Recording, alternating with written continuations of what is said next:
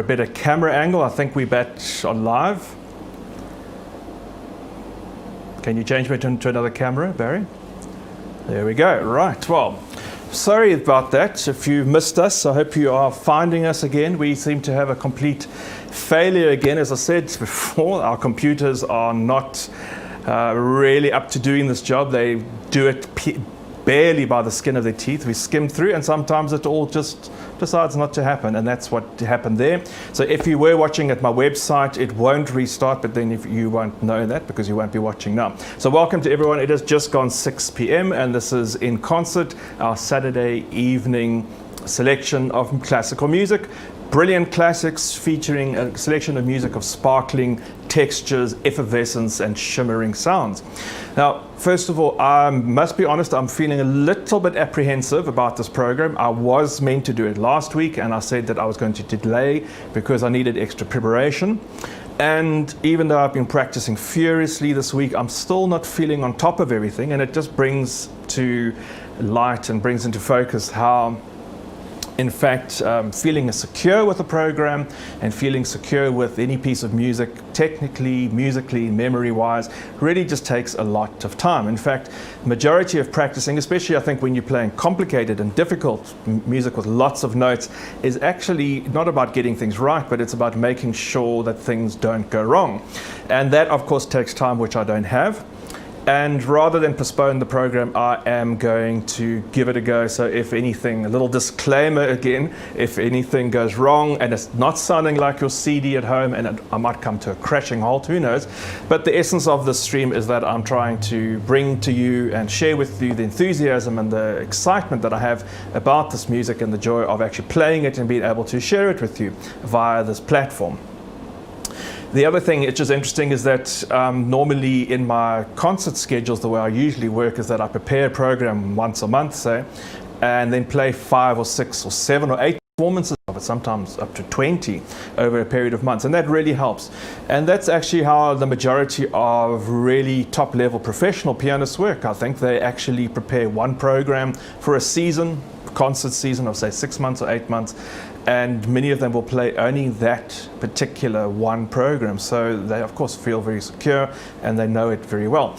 This is, for me, I think, live stream 66 or 67, so there's a lot of music been floating around, but I'm determined to go ahead and going to give it a go. So I'm going to start off with 3 Scarletti sonatas. I always talk about how Scarletti, Italian Baroque composer, the son at least of Alessandro Scarlatti, Dominico Scarletti, well known for his keyboard sonatas, wrote about 500 of these short pieces.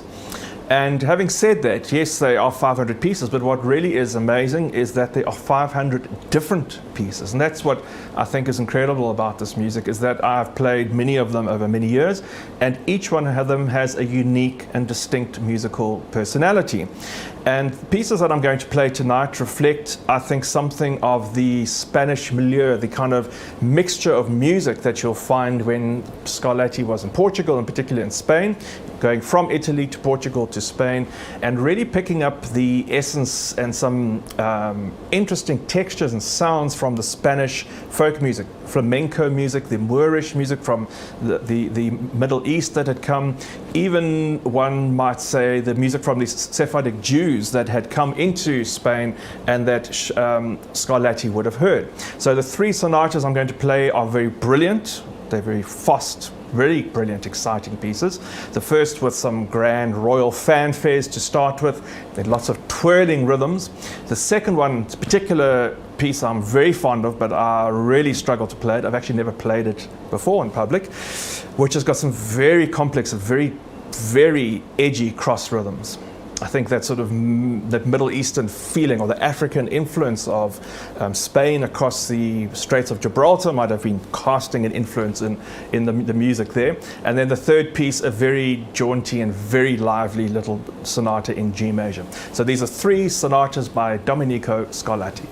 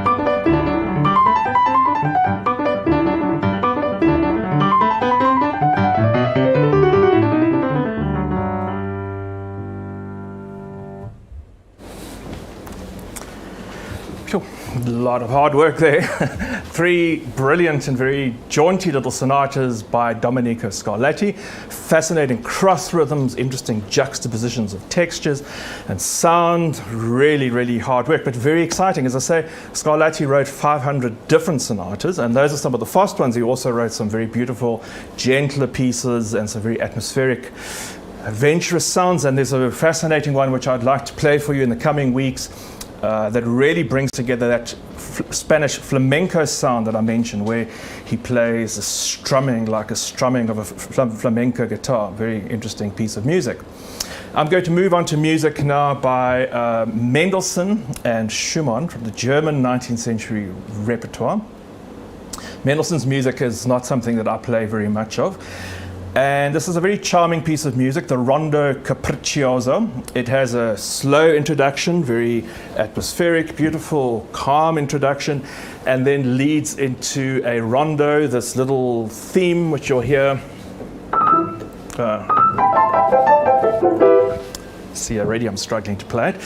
That's the little theme which you'll hear at the beginning, which comes back again. It's a rondo, so it goes around and it comes back, like it's coming back to the opening point again and again and again. It's a very brilliantly written piece, and it brings together something of Mendelssohn's musical style. It's very difficult to play because I find that Mendelssohn's music is so light and it's so transparent. It has a particular color and sound that's very difficult to achieve on the modern piano, or any time, but it's also a particularly difficult thing for me. It's not my strong point. I mean, after 40-something years of piano playing, I know what my strong points are, and I know what my weak points are, and I can tell you this very transparent, very precise playing is not a strong point for me. So I've been very apprehensive about whether I should actually play it for you this evening, but I'm going to give it a go, because it's actually it's a very effective piece of music. And then straight after that, I'd like to play for you 2 pieces of music by Robert Schumann. Schumann wrote a set of fantasy pieces, or Fantasiestücke, series of pieces that really bring together various ideas. His fantasy of his imagination, very calm, very frantic pieces, and I'm going to play for you the 2 opening numbers, Des Abends, or At Evening, and Aufschwung, or Soaring. And the second one, Aufschwung, is very famous. It's one of Schumann's most famous pieces of music. It really brings that intensely passionate, obsessive nature and sound to the piano and to the performance. And these are really, I think, very contrasted, but very, very nice pieces of music. And I can see that Granny Lulu's joined us already. Granny Lulu's decided to come in and make herself very cozy on the matching garden design furniture cushions. Now, Lulu, I can see you having a good old time there. Just make yourself at home. Anyway, here we go. The Rondo Capriccioso by Mendelssohn, and the Fantasiestücke by Schumann.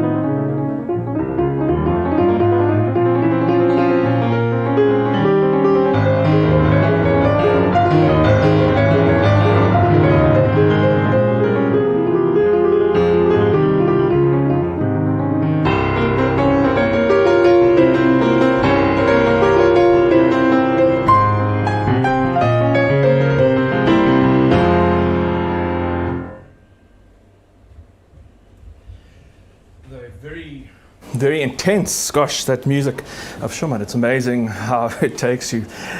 They say 1,000 rehearsals is equal to one performance.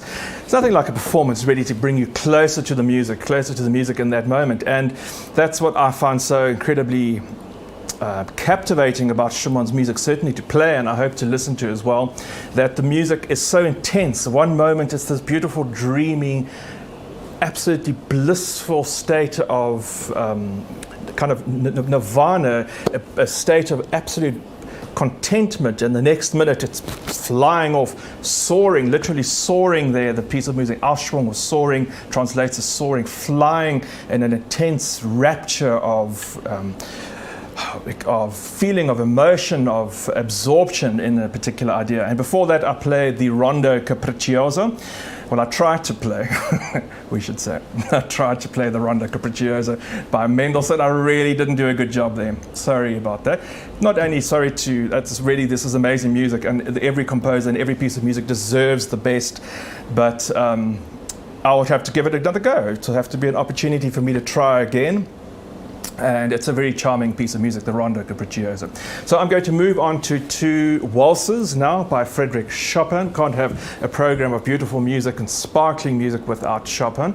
And the waltzes certainly represent something of that glittering sound. Chopin would have written these waltzes, and I think very much reflecting the fashionable drawing room, the salon atmosphere, the gatherings in Paris of the well-to-do, the princes and princesses, baron and baroness, and authors and poets and artists, and a very sophisticated and very affluent environment. And I think these waltzes reflect something of that joy and the brilliant, the jeweled excitement. And I would like to play two of these very sparkling waltzes for you, the first of which is an F major, similar to the minute waltz. It's about as long, and it also has this figure which sort of revolves around in circles, almost like a dog chasing its tail, but I can guarantee you this dog is not chasing its tail at the moment. Granny Lulu is fast asleep. In fact, I think she even might be having a little snore. Hey Lulu. Such contentment there between two cushions you have not seen. And the second waltz, the Grand Valse Brilliant, Chopin calls it, in A flat of Opus 34. So these are really sparkling pieces of music that also have an incredible delight in lyrical writing, in a richness, in a beauty of sound, and just a very beautiful atmosphere. And I hope you're enjoying all the beautiful sights and sounds of the surrounds this evening. We have some rather grand Strelitzia leaves which were blossoming in the garden. It's incredible how the gardens erupted with the heat and the rain. And I thought, well, something grand and bringing together this evening's music of be just so perfectly appropriate. So, two waltzes by Frédéric Chopin.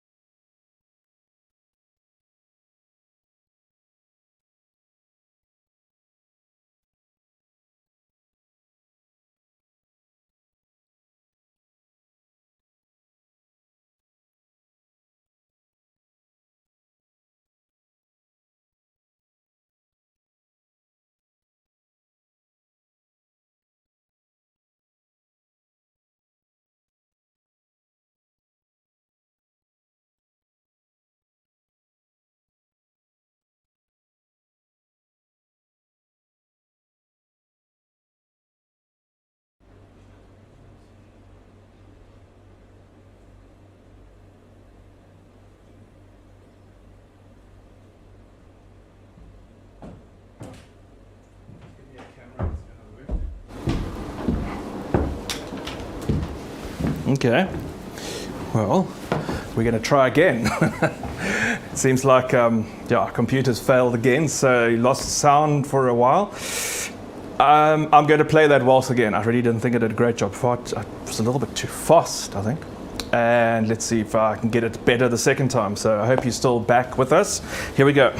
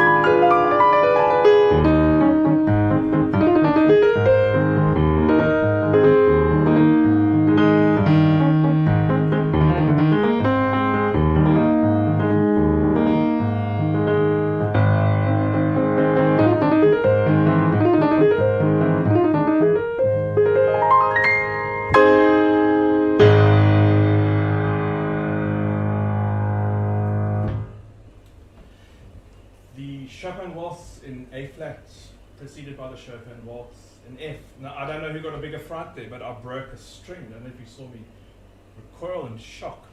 It does happen sometimes. These strings get quite fragile with wear and the amount of practicing and playing that I do, especially with the amount of rust and moisture we have in this part of the world. And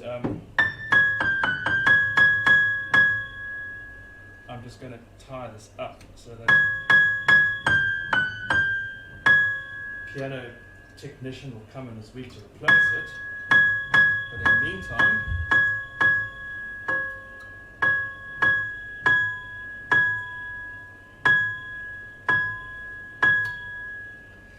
that's the best that I can do. Here it's got a very weird harmonic.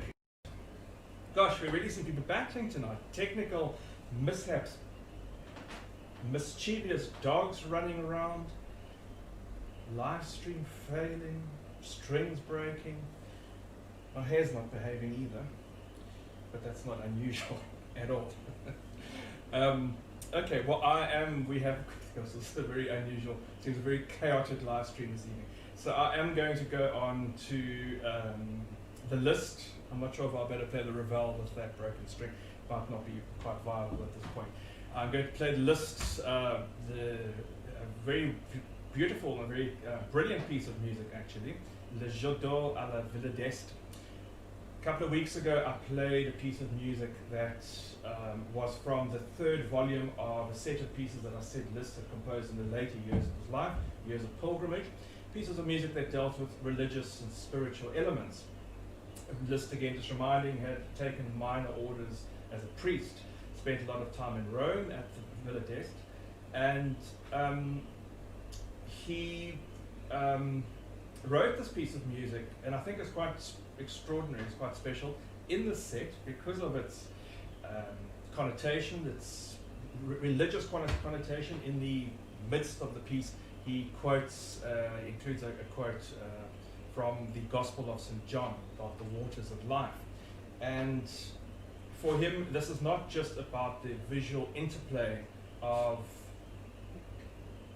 what? Yeah, the lapel's not working. My lapel's not working. Is it on mute? I don't run out of batteries. Light on. Yeah, I've got a red light. Gosh, we're really not winning this evening. No, it's all fine.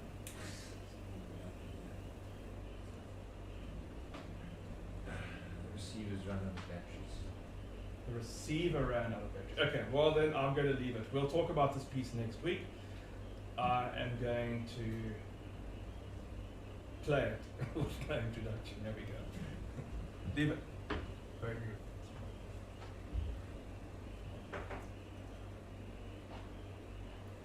Rather just focus on the, let's just focus on the camera work of the performance, and then we'll leave the talking. Well, at least put me on a camera that's going to, this is a home live stream, so you are going to see everything that's happening. There's no shying away from the reality of the situation here. So here we go. List.